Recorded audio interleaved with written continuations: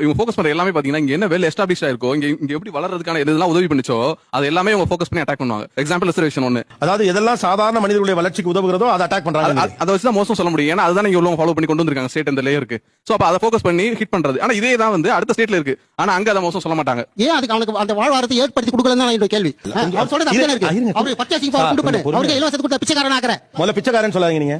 நீங்க என்ன வேலை பாக்குறீங்க? நான் ரிட்டையர்ட் சார். ரயில்வேல டீச்சர். ரயில்வே. உங்க சம்பளம் எவ்வளவு? எனக்கு 1.25 லட்சம் ரூபாய். உங்களுக்கு என்னென்ன கொடுத்தாங்க? பென்ஷன் உண்டா? பென்ஷன் உண்டு. நீங்க ட்ரெயின்ல போறதுக்கு உங்களுக்கு ட்ரெயின் ஃப்ரீயா? Train free.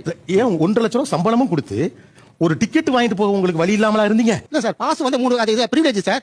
எம்ப்ளாயி கொடுக்குற பிரிவிலேஜ். இது ஏன் பிரிவிலேஜ் சார்? நீங்க என்ன பிச்சை போறீங்களா? ஏன் பிரிவிலேஜ் கொடுக்குறாங்க? இது ஏன் பிரிவிலேஜ் சொல்ல முடியும்? இது ஏன் பிரிவிலேஜ்? நான் என்ன கேக்குறேன், 1.5 லட்சம் ரூபாய் சம்பாதிக்கிற ஒருத்தருக்கு ட்ரெயின் டிக்கெட் ஃப்ரீ, வீடு அவைலபிள் இருந்தா ஃப்ரீ, மருத்துவம் ஃப்ரீ. இந்த ஃப்ரீ எல்லாம் நீங்க என்ஜாய் பண்றதுக்கு பேர் பிரிவிலேஜ். ஆனா இல்லாதப்பட்டவன் 2 கிலோ அரிசி வாங்கி சாப்பிடுறது மட்டும் உங்களுக்கு அப்படின்னா அப்ப அந்த பையன் சொன்னதுதான்